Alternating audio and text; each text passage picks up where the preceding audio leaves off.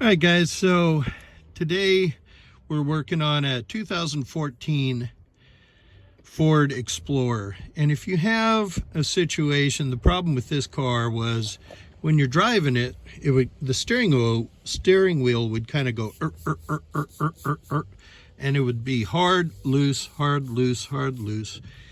So when you're driving it, it made it very kind of unstable and uncomfortable to drive. So in your diagnostic of what's going on, make sure, we've done this on a couple of cars, and I just wanted to show you what most likely it is. You know, it could be a number of things. Diagnostic is key. But most of the time, it's going to be this intermediate shaft. So the intermediate shaft goes between the steering column, the shaft in there, and the little stub that sticks up out of the rack and pinion up under there. This U-joint is the one that goes up on the steering column, and you can see it's like U-joints in a drive shaft. They're very similar. They're just little versions of it. You can see they move both ways, this way and this way. We've had quite a few of these where the one down on the rack, because it's more in a harsh environment, the U-joint fails. So you can see this one moves, but this doesn't go up and down. It doesn't go up and down like that one does. So when you're driving it, you know, with the leverage that the steering wheel applies and the power that the power assist applies, you can overcome this, but just by hand, I can't get it to move at all. It's a fairly simple fix. The key on this thing is, you know, before you start, tie down the steering wheel. What I use is a motorcycle strap. You just tie through here, and then I tie it off to the rack, to the frame here on the bottom of the seat. Because if you don't tie it off, and once you have the intermediate shaft off, if the steering wheel by any chance gets spun, when you put it all back together, the clock spring inside is a big wire that's wound, and right now it's centered, so when you turn the wheel and eat both ways, it has plenty of room to move. But you don't want to break that clock spring in the steering wheel, under the steering wheel. So make sure you tie it off. To do this, you know, I don't do a lot of step-by-step instruction videos. You guys know how to turn wrenches. I figured this would just be a good video to help people diagnose their problem. So as you can see, you know, in this case, it's that U-joint. It's just failed. So to do it, you have to take this panel off. There's two 7mm screws here, and then a whole bunch of plastic snaps. There's one there, one over here, and I think there's 3 across here.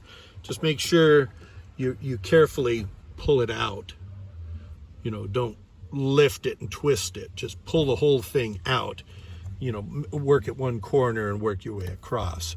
There are these green clips, and they'll just snap off. Below that is a metal panel. There's 4 10mm headed screws that you need to take off. And then that will open this up. You don't even need to take this lower panel off. Once you get this off, inside you'll see where there's a T40 Torx screw that goes in there. You pull that off, and this being up inside the car, you know, it's usually not rusted up. It's in usually pretty good shape. But down on the rack, there's a 10mm headed bolt down here. So that'll come off pretty easy, but you may need to open this gap up and then tap this up to get it off the rack, you know, the shaft in the rack. Now when you do this, to get the lower portion, you have to take the left front wheel off. Make sure you support it with a jack stand. Make sure you're working safe. But then from the front of the wheel well, look back into here, and you'll see that.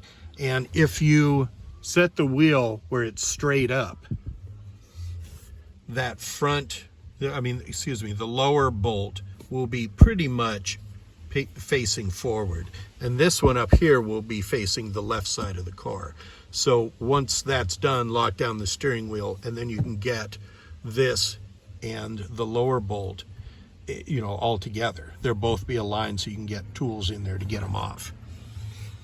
Now, to get this off, you have to also take this seal off, and this big snap ring comes off pretty easy. But when you're putting it back on, it kind of gets to be a bugger, so make sure you're using a pair of pliers or channel locks or something that have a big span, because when this comes off, those tabs are pretty far apart. And so just take your time, you'll get it. But when you put it back on, make sure that that clamp right there is straddling this rib in the seal. If you put it on where it's above the seal up this way, it will just, you know, if you put it in like that, this will just slide up, because that clamp needs to be here and here. So there's a lower seal that bolts into the floor. It's held in by a couple of bolts there. And it goes under the gas pedal, so you don't need to take that out to do this. But just make sure you put that snap ring over the whole thing, not up here. The sun's kind of messing with me. You know, you don't want to put it here. Make sure it's kind of over both. And the center of this rib is over this rib. Okay?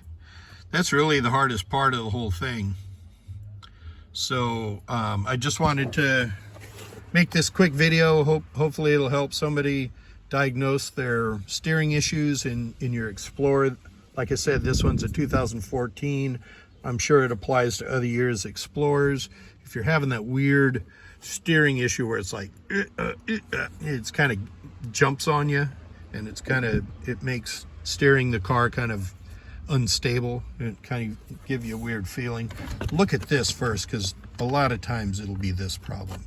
If it's not this, it's probably something a little more in depth in the rack or something like that. So these are made, I know Ford still makes them. The one we replaced up here is a Ford unit, but I think Dorman makes them, and I'm pretty sure other companies make them. Just make sure it is something to do with the safety of your car, so make sure you're buying a good quality piece. You don't want something that'll fall apart on you. So yeah, anyway, so I hope this helps somebody. If this helps somebody, give me a thumbs up down below. If you have any other input into doing this job, you've done it before, and there's maybe a shortcut or some safety issue that you want to bring up, make sure you comment below. And yeah, thanks for visiting my channel, and we'll catch you on the next one.